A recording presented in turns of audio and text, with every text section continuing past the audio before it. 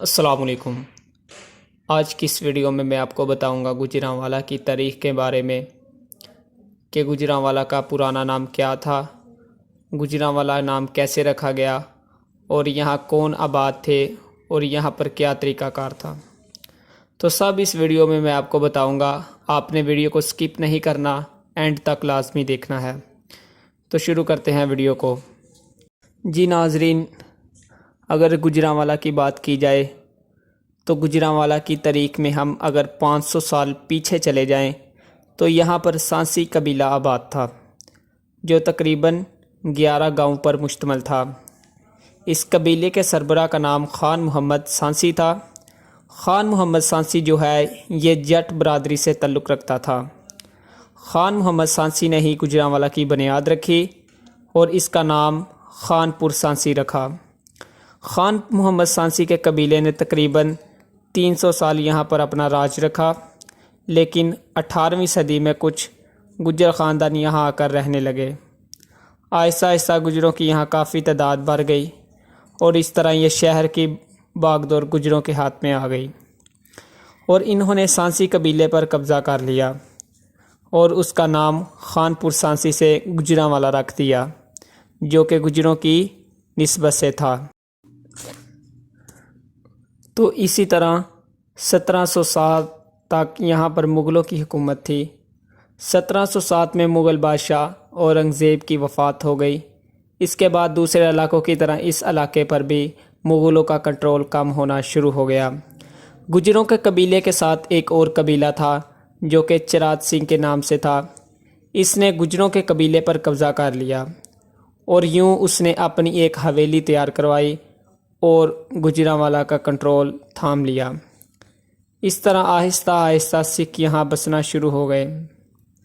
افغانیوں کو سیالکوٹ کے مقام پر سکھوں سے شکست ہوئی تو وہ اپنی ہار کا بدلہ لینے کے لیے سکھوں پر 1761 میں دوبارہ حملہ کیا تو سکھوں نے افغانیوں کو شکست دی۔ تو اسی طرح 1764 میں پہلی سکھ ریاست بنی۔ چرت سنگھ کی وفات کے بعد اس کی کمان اس کے بیٹے مہان سنگھ نے سنبھالی۔ مہان سنگھ چرت سنگھ کا بیٹا تھا، تو مہان سنگھ نے آہستہ آہستہ گجروں کو تنگ کرنا شروع کر دیا۔ مہان سنگھ کی وفات کے بعد اس کا بیٹا رنجیت سنگھ، اس نے اس کی کمان سنبھالی۔ رنجیت سنگھ نے گجروں پر پابندی لگائی اور گجروں پر بے تحاشا ظلم شروع کر دیے۔ اس طرح آہستہ آہستہ یہ سکھوں کا قلعہ مضبوط ہونا شروع ہو گیا۔ رنجیت سنگھ نے پہلے دارالحکومت گوجرانوالہ میں رکھی، بعد میں اس نے لاہور پر قبضہ کر لیا اور لاہور کو دارالحکومت بنایا۔ لاہور پر قبضے کے بعد رنجیت سنگھ نے مسلمانوں پر بے تحاشا ظلم کیے۔ اس نے مسلمانوں کی عبادت گاہوں پر تالے لگا دیے۔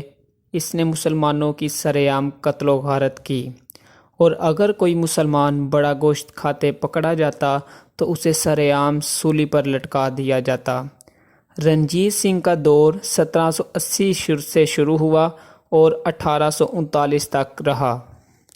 رنجیت سنگھ کے مرنے کے بعد انگریزوں نے پنجاب پر بے تحاشا حملے شروع کر دیے، کیونکہ مغلیہ دور ختم ہو چکا تھا اور انگریزوں نے برصغیر پر قبضہ کر لیا۔ انگریزوں کی برصغیر پر قبضہ کرنے کے بعد انگریزوں نے پنجاب پر بھی حملے شروع کر دیے اور سکھوں کو بے تحاشا ظلم شروع کیا۔ اب اگر انگریزوں کی بات کی جائے تو انگریزوں نے اگر تاریخ میں کسی پر سب سے زیادہ بمباری کی ہے تو وہ گوجرانوالہ ہے، اور اس وقت کا گورنر تھا مائیکل فرانسس ایڈوائر۔ اس کے حکم پر جنرل ڈائر نے جلیانوالہ باغ میں خون کی ہولی کھیلی اور یہ ایڈوائر بھی انتہائی عبرتناک انجام کو پہنچا۔ ادھم سنگھ نے اسے انتہائی دردناک طریقے سے اسے لندن جا کر قتل کیا۔ وہ پہلے یہاں سے جرمنی گیا اور پھر وہاں سے انگلینڈ داخل ہوا اور لندن کے ایک فنکشن میں شرکت کے لیے ایڈوائر آیا تھا۔ اس نے انتہائی مہارت سے کتاب میں پسٹل چھپایا تھا، تو یہ پہلے سے اس فنکشن میں موجود تھا۔ تو جب ایڈوائر آیا تو اس نے اسے دیکھتے ہی پسٹل سے فائر کر دیا اور اسے قتل کر دیا۔ ویڈیو کو اینڈ تک دیکھنے کا بہت شکریہ۔ تو ملتے ہیں ایک نئی ایپیسوڈ کے ساتھ، تب تک کے لیے اللہ حافظ۔